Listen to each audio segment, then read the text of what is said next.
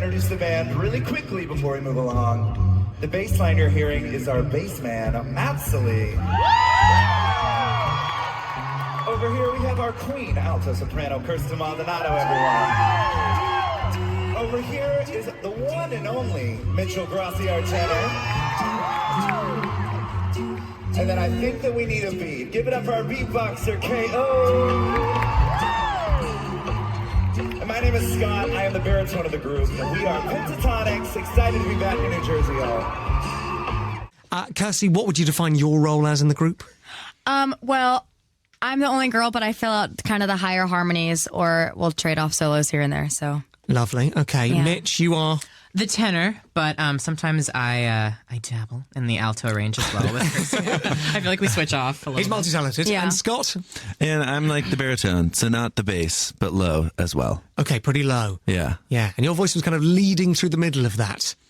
Totally, yeah. For that particular song we just did, I had the solo. Sure, okay. Yeah, I mean, I think what the trio does, that stays pretty set, but I think Matt and I could just have some fun. And you know, I'll change the riff stuff. Yeah, the rhythm rhythm stuff. It doesn't always go well. But I try to change up. Also, like later in the tour, when we're on like show 37, that's when I start changing things up to keep it fresh. 39. Is there ever a moment where you're running through the song and somebody goes a little hot, like somebody's an over riffer a little bit, maybe you got to be pulled back?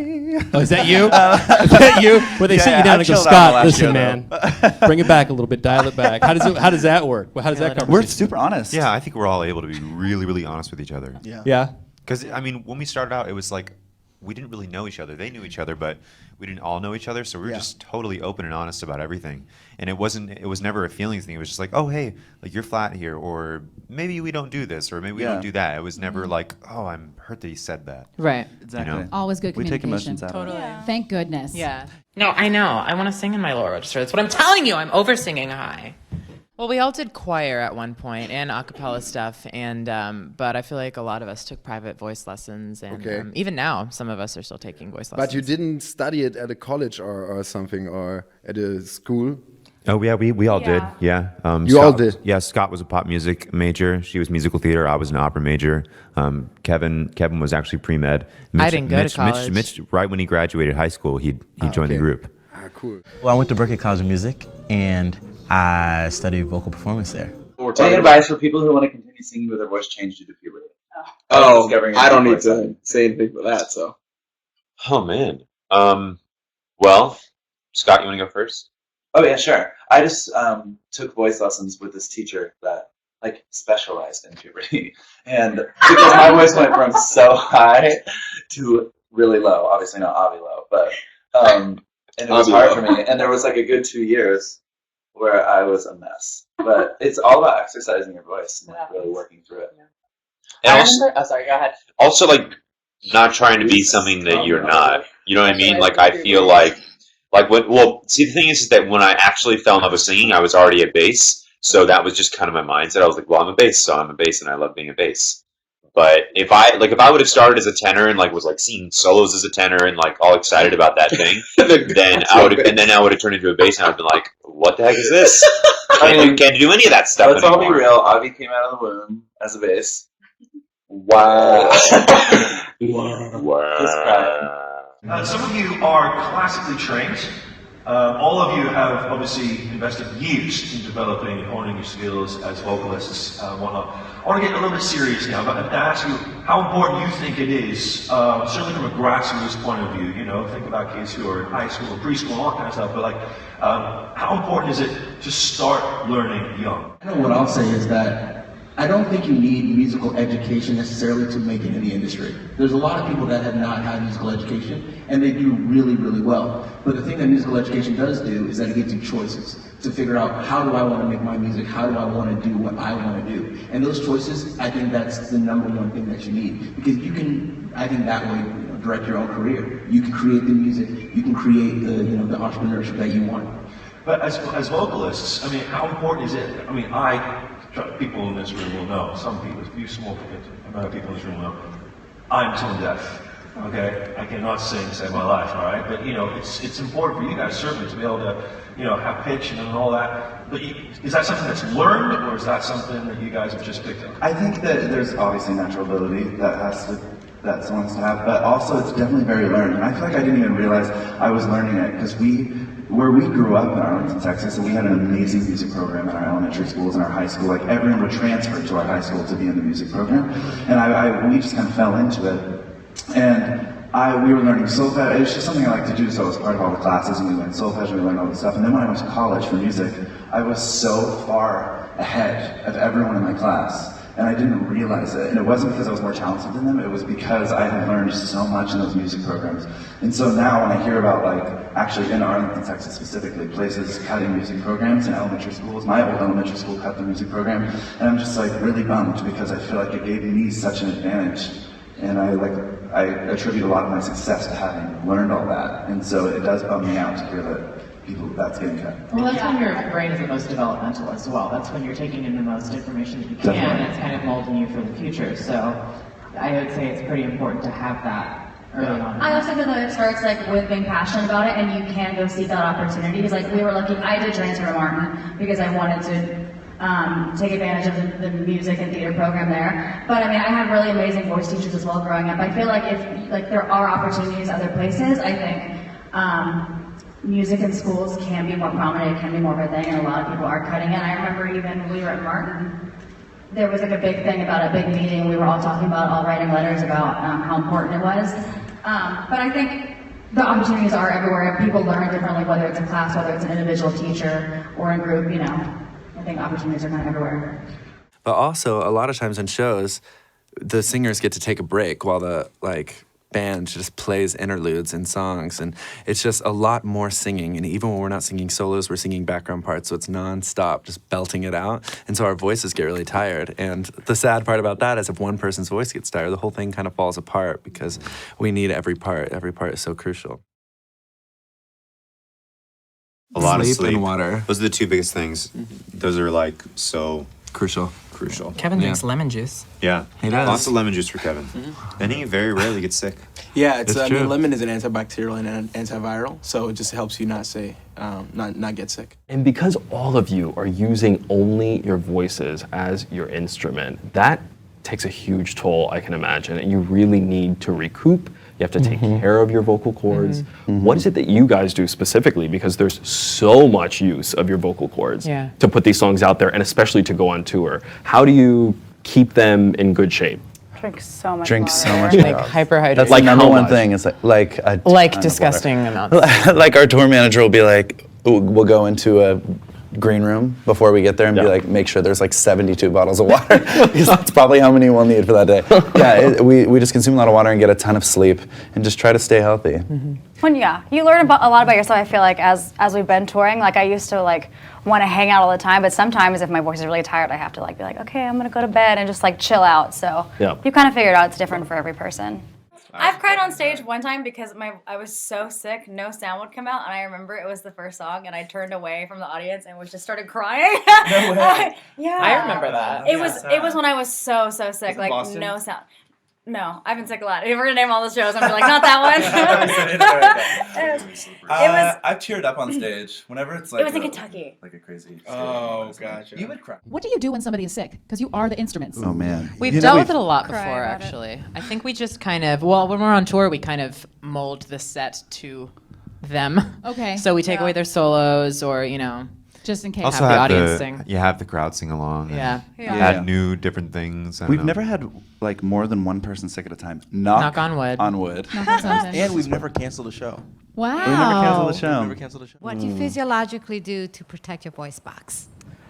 Hydrate. I know that's such a cliche answer, hydrate, but people don't even realize that they're not hydrating enough. I feel like it took till our fourth tour to be like, oh, now I can control my voice. Exactly. And I always have to drink a bunch of water the day before. That's my main thing. Well, you have to think your body and what you intake. You're an instrument. So if you're going to be eating pizza at 4 a.m. and drinking, and then you wake up and do a show the next day, you're going to be like, oh my gosh, I'm miserable. So you just have to properly. We're all much healthier than when we started. Yeah. We all drink much more water. We get much more sleep. We let the microphone do the work too. We sing a lot lighter on stage than we used to. We used to belt. Back when we were doing dog days and stuff, I was getting a full scream. I was screaming. It is crazy too how this might sound silly, and everyone's like, obviously, but like when you give your body and your voice like a day of rest, an actual day of rest, it's amazing how it can heal itself. Like it truly is. Are you ever worried if you get that feeling like, I think I'm gonna be sick? Oh, that's Yes. the worst. Yeah. That's the What worst. Yeah. What do you do? We go to the doctor immediately. Yeah. I feel like we just handle it immediately because we know our bodies so well and our voices so well that even if we start to feel it, we know that something needs to be handled. Yeah, because if Well, you because- don't, think it's really bad. Well, and also we're always constantly working, so you can't kind of be like, oh, I'll just kind of let it run its course because there's no time to let it run its course. You have to kind of like get it while it's ahead, or be kind of over analyzing it because there's no time to recover. As a bass singer, when I'm sick, I sing lower. So like, it's like Scratch everything I said. Matt so I'm is like the a little opposite. different, but I feel terrible. I could be like singing the lowest I've ever sung in my life, but I feel terrible. So it's like either what are you gonna do? You know?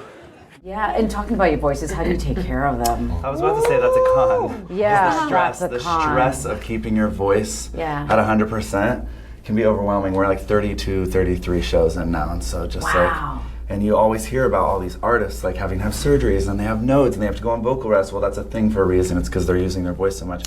And we are definitely using our voice a lot too. Well, not only because it's an a cappella show, but because we're doing shows night after night. Right. And so that's always a stress. But this has been a really good tour for us. In tours before, has anyone almost kind of lost their voice getting on stage? Was there a fear of that Yes. happening? All of us. All of you. Yeah. So what happens when that scenario happens? Do you guys So you put your big girl pants on, You just- and You shorten the show. You shorten and the show, You cut okay. certain songs. We've had soloists switch. We've rearranged things right before the show before. It You gets kind of just so have to like stressful. do your best because it's obviously like really sad to go on stage and feel like you can't perform adequately or do your best, but everyone just tries to kind of cover it and you just have to put a big smile on because honestly, because it is 5 people and because it's more about the overall thing, like you just have to play for the overall team as opposed to caring about what you are going through. Does that make sense? Our fans are really patient too. They're super patient when someone has like when their voice is at 80% or something. We're always like, sing!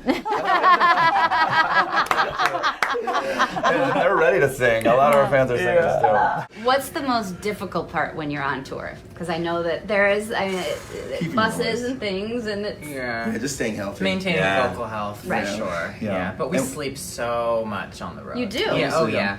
But then like your bus is going to different altitudes, so you can sometimes get sick. And what's funny is like if you have a 3-show run Right. and you get sick, then you sing on a sick voice, which damages your Yeah. voice a little bit, and then you don't have any time to recover. So trying to stay like keep your voice immaculate is like the trick. I mean, it's But obvious hard. though too. You guys can't hide behind anything. No. Yeah. Right. What's it? Yeah. It's kind of what you got. Yeah. Exactly. No But do you do things like every day to keep your voice in condition? Let's say you have like a hiatus of like a few months, but would you still trying to kind of maintain?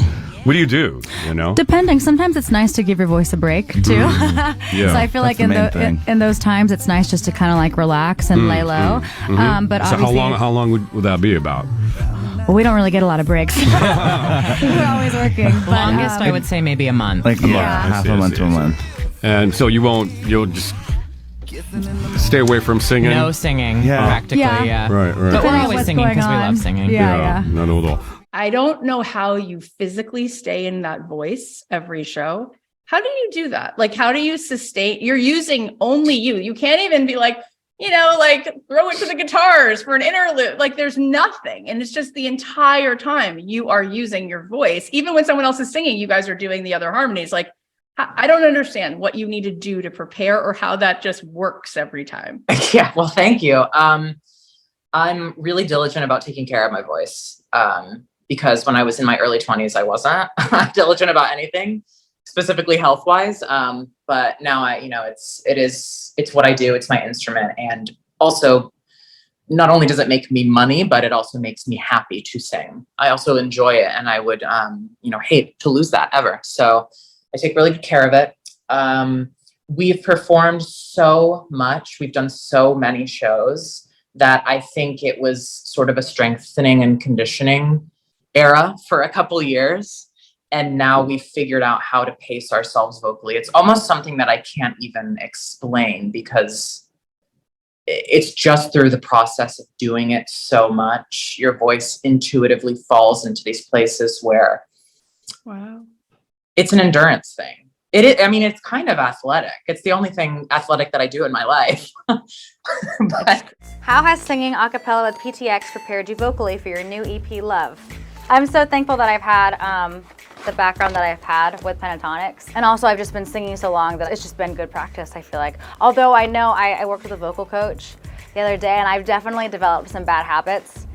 I do something weird with my mouth just to like make sure I'm hitting the note. And it doesn't even honestly help, but it's just a bad habit. But the vocal coach brought it up and I was like, oh, I know I do that.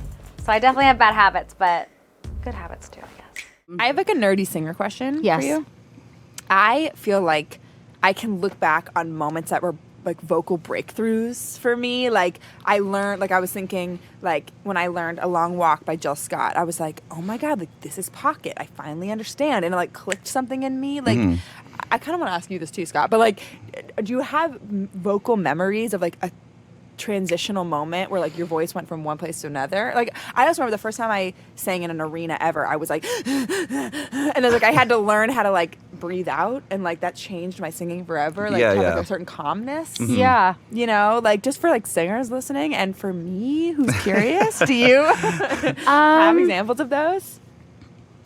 Honestly, I feel like I've battled through just the overuse of voice, obviously, like on tour and improper Oh my God, well, singing. you guys, by the way, I can't even imagine that many hours, and you literally never stop singing for a moment. I know. It's not normal for a human to do that. So I feel like I learned like after 2018, I was using like the vocal straw. I just feel like I finally put things into my life that were teaching me new things. Like you go and you're like, oh, I know how to sing and it's fine. And like, obviously you could take more voice lessons and like grow and be better. But I was just like, oh, I don't have time or whatever about it. And I feel like honestly within the last year, or I guess 2 years now, because I don't even know what day it is. But I feel like my voice has changed and it feels a lot cleaner. It feels like it sits in a lot better and healthier place. Yeah. Where before I know that I was just always struggling, and even just with like allergies, just traveling around so much before, I feel like it didn't really lock in until like the last 2 years or so. And I feel like I haven't even really been that sick or that like miserable. I've heard words. I would agree with that because I relate to that. In the past 2 years, I feel like I finally figured out actually genuinely how much I need to hydrate. Yeah. And then also I just sing shows at a fourth of the volume, and I use interesting. And I use like way less air. I used to take these big breaths before belting. Totally. But you don't really need that. They actually like make your cords activate in an unhealthy way. The air is pushing against them. Yeah, you And don't want all so- that air build up underneath. That was such an aha moment for me as a That was an singer. aha moment Yeah. for me. And so now I just like have so much more stamina because I sing lighter, and the microphone does so much of the work. You don't have to be belting your face off. Yeah.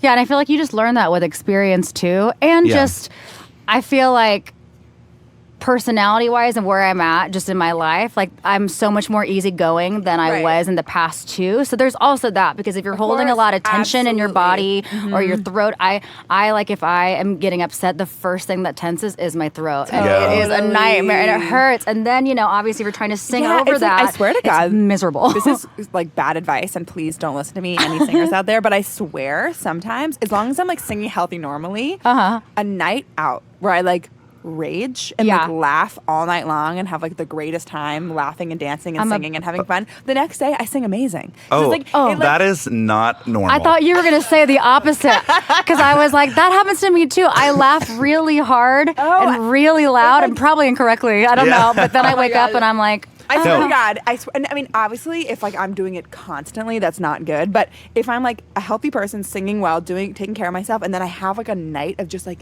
fun. But also, the you're next raging day- and you're quote unquote fun. It's like, ooh, I had a little sip of a Paloma and went to bed at 9. she's like, I'm still in bed before midnight. And I was like, no, you're the worst thing, honestly, the worst thing is when I go to like a restaurant and I don't even That's the realize I'm worst. screaming for 3 That's hours. the worst. I mean, more And then from, I'm like, why is my that's voice so tired today? And I'm like, oh, I was yelled screaming for 4 hours. Yeah. Totally. Oh, can't wait to yell in a restaurant again. Oh, me too. I can't wait to ruin my vocal cords. Doesn't that sound nice? Yeah. Actually, Kevin can sing very well. Yeah. Yeah. If there were to be a sing-off in this room right now, I know I can count myself out. Which person in the band is the best singer? Me. Mitch. For sure. No, Kevin, for sure. Well, we all have very different voices, but technically Mitch is the best singer, for sure. Thank you. When you say technically, what do you mean? Like, you've got the biggest range? Just accuracy. Like in every way. Singers always singers always appreciate other singers for their just vocal accuracy, being able to sing just so on point. That's why we're all so obsessed with Tori Kelly. 'Cause she's just the best singer ever, and Mitch has that vibe. What are the most difficult sounds to reach? I mean, I wouldn't even know the lingo. What is like the most difficult thing to do with your voice to imitate, something else? Singing whistle notes really, really accurately and like riffing in the whistle register is extremely difficult. Yeah, I mean, I think it all depends on what voice you have, like what voice type and what you're trying to do with it. I think it really just depends. What are your favorite and most effective vocal warm-ups? This is gonna be fun. And they want you to act them out. Okay. No, they don't. I just put that in there. Oh. If you could. I like just scales. This one I do over and over. Get it. That was so cool. Mitch's Scales on iTunes now. No, I do this really annoying warm-up. I try to get away from everyone because it's really embarrassing, but I try to sing belt the same note on 7 different volume levels. So I'll be like, whoa. And I like do it, and it's really annoying and obnoxious. Have you been told it's annoying, or you just assume No, that? but Mitch and Kirsty always make fun of me. It's just funny. It's just funny. We're not making fun of you. We're just laughing. Yeah. Well, because You tell them really anyone insecure. doing warm-ups in close quarters is funny because we're just making so much like what? noise, and we're like, True. ooh. You know, ironically, the person who warms up the most is Kevin. True.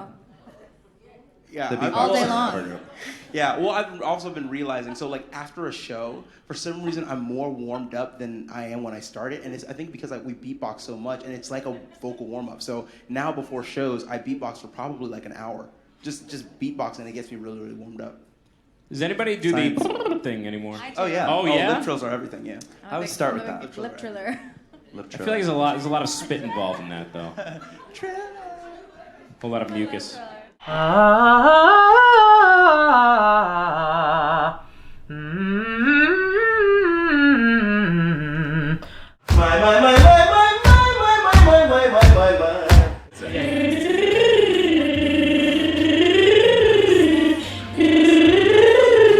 Sometimes, Pascal, when I do lip trills, specifically warming up, I've been doing them in the house. It first started when I was in New York and I was warming up before my shows, and all of a sudden I would just hear, and I would turn around and Pascal would be doing it with me. I've been sucking on lemons before every show.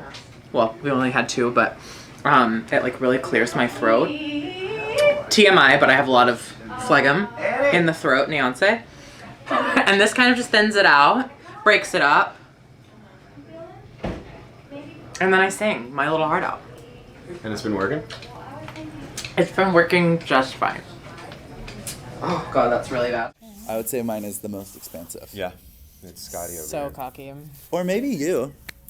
Because you can go real low. I can go real low, but highness, the hearness, you want The hearness? you wouldn't be able to hear from Wah. Wait. Yeah, it's like Ready? subacoustic. Oh.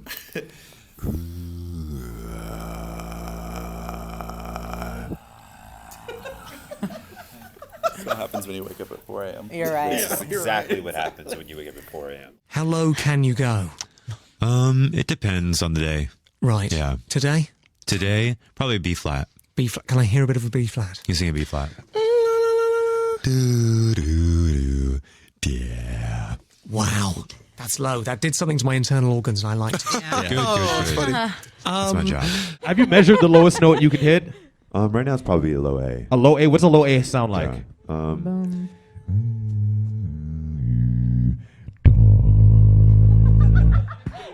Matt, how low can you go when you're not sick? When I'm not sick, probably the lowest comfortably is a B1.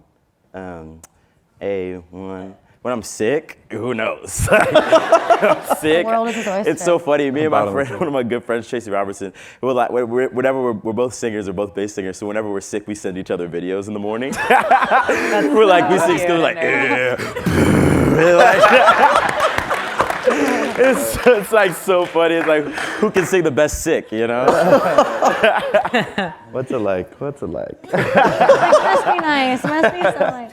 And Mitch, your highest note, you're like the falsetto here. My highest note? Dude, who has the higher voice?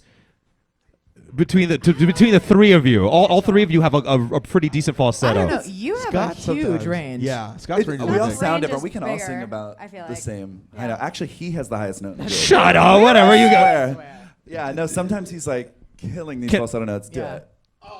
He'll hit a high note and then you match it, and then we'll just keep going. So. Okay.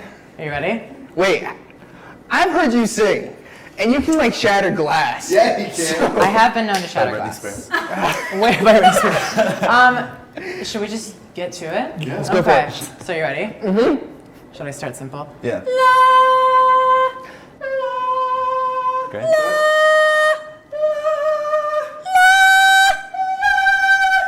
I can't go any higher.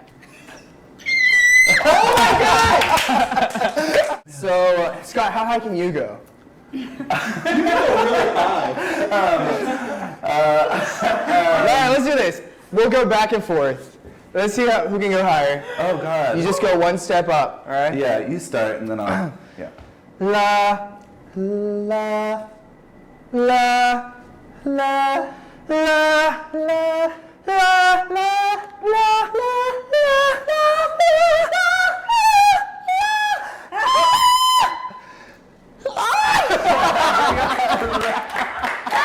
You can go higher than me. I'm a baritone, okay? I don't belong up there. Can I hear a high note from each one of you? Yeah. Could we just something high, really quick? Okay.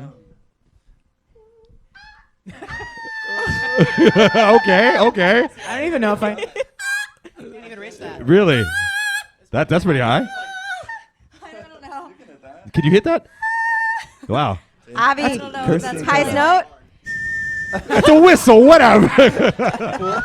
Really, really incredible. You know, one part of the. All right, Kirsty, can we hear how high you can go? I don't dare challenge you, but. No, Mitch can sing way higher. I think Kevin sings the highest. Really? Kevin does. Wait, seriously? Yes. Kevin, let's go! La, la, la,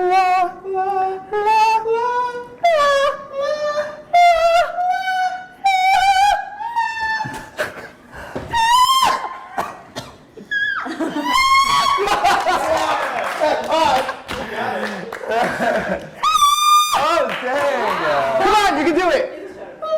You can sing the highest. Who has the higher range, Mitch or Kirsten? I don't actually know. I don't know. Because sometimes it'll like be like hitting these super high notes. Well, I'm you like, can do real whistle notes. I just inhale and do like incorrect ones.